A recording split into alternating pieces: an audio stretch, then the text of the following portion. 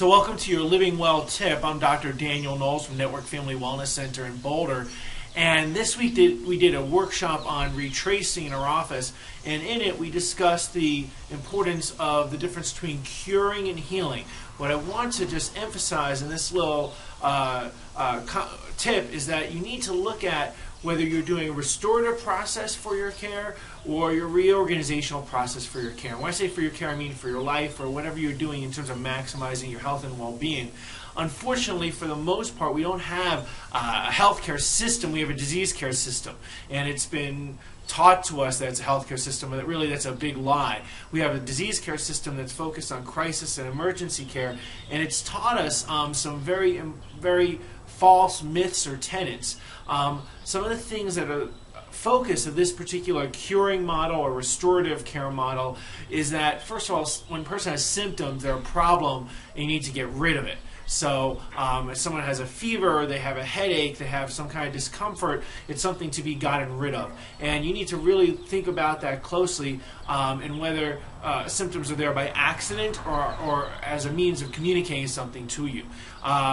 Really, in restorative or curing model, something's disturbing the way a person feels. You don't like it. It's going to affect your day, your ability to go to work, affect your kids are not well, its ability for them to go to school.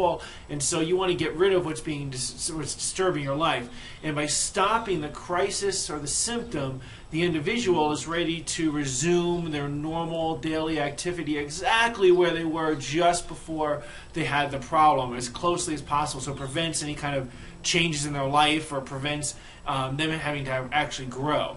And really, the assumption in this model is that there's a biomedical test that's done, and if a person was within the average of that test, whether it be a blood test or blood pressure or some urine test or some other biomedical value, then they're healthy. And if they're outside that value, then they're not healthy. And that's really not true. And another tenet in this restorative or curing model is that prevention of the condition is important. In fact, that is so important these days that now prevention of the condition has been that if someone is going to have a condition or potentially might have a particular serious condition, we'll cut the body part off so that they don't potentially get it, even though it's a maybe, and that's not really true as a definite possibility. So prevention of the condition is utmost thing, and this is done by early testing the indicators. Treatment of symptoms or of the disease will promote or produce greater health. So let me say that again. Treatment of the symptoms or the disease will promote or produce greater health. But think about that. Think about those tenets, and how has that worked for us as a country? Has that created where we're abundantly well? Has it created where we have no disease or we spend very little on health care? Has it created where people are vibrantly living through their life without needing a prescription or having to have a surgery? And the reality is that so far from the truth, what we spend on health care is outrageous, and 1% of Americans make it to the age of 59 without having to have a prescription or a part cut out. So understand that this restorative process, if you live your life by it, you're going to end up in the same boat as 3 out of 4 of Americans, which is either dying from heart disease, cancer, or medically related deaths. And there's a better route for you. Understand there's much more to health than whether you have a symptom or condition. In other words, someone can be very sick, have a life-threatening condition, but have an incredible quality of life and be very well. There can be someone else who has no conditions, no symptoms, but they may have a horrible quality of life and not be well at all. What I would like to encourage you to embrace is a growth, healing, or reorganizational approach to health and well-being. Reorganizational meaning that you're changing something different. Think about this. In the current world economy and what has happened in the last year or two, if you had a major corporation and it was going under, and we said, we're going to hire a new CEO and board of directors to change the company, and they said, well, we're going to get everything back to exactly where it was just before the crisis happened, where would that leave that company? Would that produce a good result? Would that be where you'd want to get that company just before they had the crash? Of course not, because all that is going to do is set them up for the same exact problems over and over again. if you were getting a new CEO and a new board of directors, then what you would do is we're going to reorganize and revamp everything, and so we are never anywhere near this again. So we have new growth, new possibilities, new markets that we reach for, maybe new products. That's how you want to look at health and healing. How can you have new growth? How can you have new frontiers? How can your life be different? And we call this reorganizational healing, or just healing. Now, first of all, healing, it comes from the Greek root hale, H-A-L-E, and has nothing to do with the lack of symptoms. Actually, the Greek root hale means to be whole. So healing is returning a person to their original state of purity, or their original state of wholeness. And so reorganizational healing is based on hope, trust, your body's ability to have a miraculous capacity to change and grow.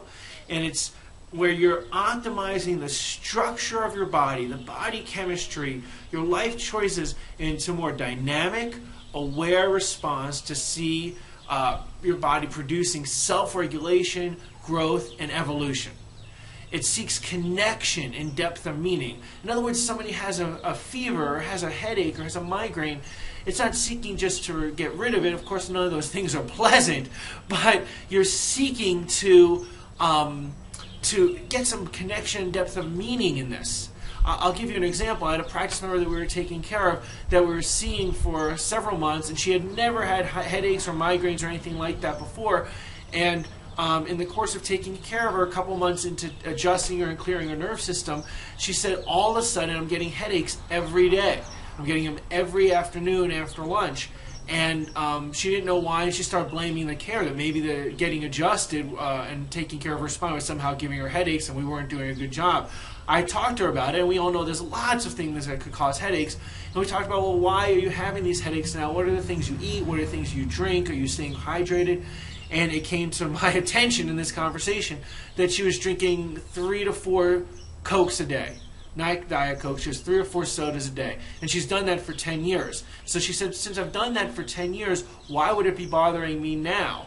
And I said, well, you're getting adjusted now. Your body is having greater connection, has a greater capacity for health, and the things that you're doing that your body doesn't like, it's going to want to tell you signs of stopping it.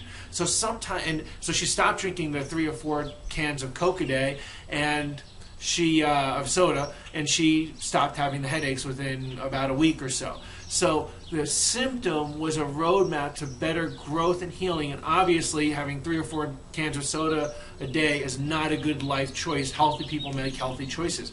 So your body and your symptoms and your awarenesses are a way of your body getting greater depth and meaning and connection and teaching you something. Your body has a story to tell you.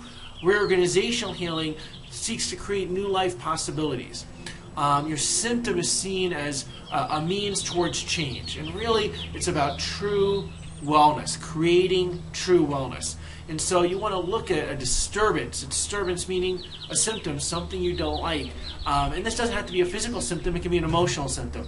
It suggests a change in perception or behavior is necessary. A change in perception or behavior is necessary. Even though the individual's life is uncomfortable and disruptive to the structure of their daily life, the symptom is instructive.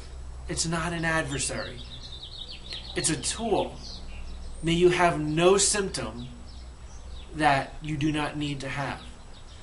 So a purpose of your symptom is to be adaptive, to interrupt your existing behavior patterns, your existing choices, the world around you, and create a new state, a higher level of organization within your body, consciousness, and life. So in your choices and the things you eat, the health practitioners you see, whether they be a chiropractor, an acupuncturist, what have you, what I want you to embrace is look at, am I making this choice by curing? Am I making it out of fear? Am I trying to restore myself to what I was at before? Or am I looking for growth? Am I looking to become more whole? Am I trying to reorganize my life, my health choices, my food choices, whatever they might be?